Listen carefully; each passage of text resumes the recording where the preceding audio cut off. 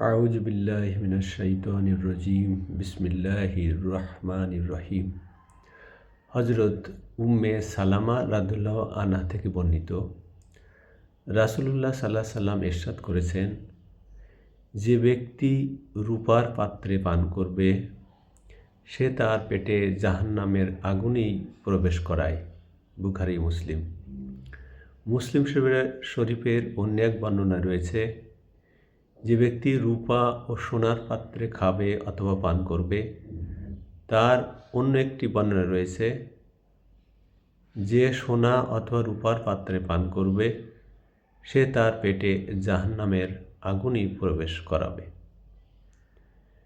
সম্মানিত ভিউয়ার্স, আসসালামু আলাইকুম রহমতুল্লাহ ওয়া বারাকাতুহু। আজ সোমবার 19শে জানুয়ারি 2026, 5ই মাঘ 1432 বঙ্গাব্দ এবং 29শে রজব 1447 হিজরি। আমি আপনাদের সামনে রিয়াদুস সালিহিনের দ্বিতীয় খণ্ড থেকে 779 নম্বর হাদিসটি পাঠ করেছি। এখানে পান করার ক্ষেত্রে রূপার এবং সোনার পাত্রে পান করা নিষিদ্ধ করা হয়েছে। আমরা অনেকেই আভিজাত্যের বশত এই কাজ করে থাকি।